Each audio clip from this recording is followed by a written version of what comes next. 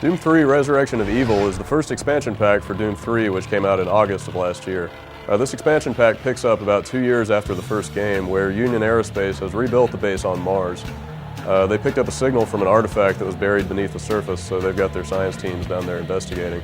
You play as a Marine who's helping out the scientists investigating the dig site, and you come upon this evil artifact, and as soon as you touch it, it opens up another portal to hell, and a whole new slew of demons come out and basically kill everybody but you.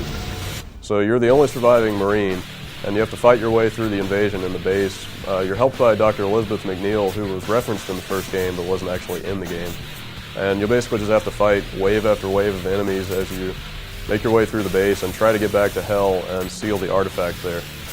Resurrection of Evil plays very much like Doom 3, so if you played the original game, you should know exactly what you're getting into here. Once again, the game is very dark. You have to rely on your flashlight a lot to see where you're going. There are a lot of little touches all over the place that are meant to scare you, monsters spawning in. A lot of ambient noises, subtle lighting tricks. The effect is cumulative to make the game feel a lot like an interactive horror movie. Even though the gameplay is fundamentally the same, there have been a few incremental changes that kind of help add some variety. You've got a double shotgun now, which we haven't seen in a Doom game since Doom 2. You'll also get as a weapon the evil artifact that started all this mess, although you won't get to use it as a weapon until later on in the game. As you go through, the artifact will start to accumulate powers that you can access in the middle of battle, such as the ability to slow down time, to go into a berserker rage, and even to become invulnerable. Finally, there's the Grabber, which is a physics gun that's not unlike the gravity gun that you saw in Half-Life 2, although here it's a lot more combat focused.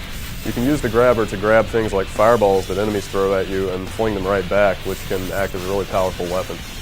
The gameplay here is really similar to what you saw in the original game. You'll move into a new area, clear it of monsters, look for logs that the scientists have left behind that give you clues as to what you need to be doing next, and then you'll move on to look for your objective and the exit to the next level.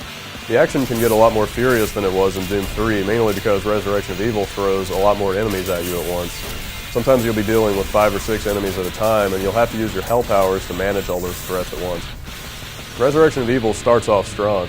One of the complaints that was leveled against the original game was that so much of it looked the same. You were spending so much time in the same sorts of metallic industrial corridors. So at the beginning of this expansion, you get to go through 3 levels that are set in the original archaeological dig site. Later on, however, you will go back to another Mars industrial complex, although at least the bulk of the game does give you some pretty good variety in that base. And then finally, you'll travel to hell once again to try to sew up everything that's gone wrong. This expansion pack has fewer storyline elements than the original game did.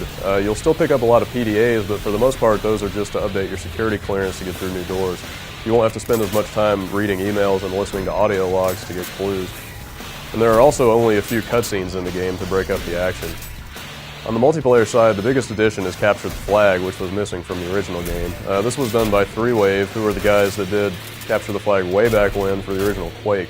They've also bumped up the player limit in multiplayer to 8, and there's a handful of new maps for both CTF and Deathmatch that are set in some places like the dig site and hell that help add a little bit of extra variety to the multiplayer.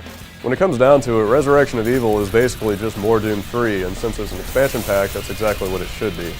The hell powers especially, and also the new shotgun and the new enemies, do help to add some depth and variety to the gameplay, but for the most part, this is basically the same thing you played 8 months ago.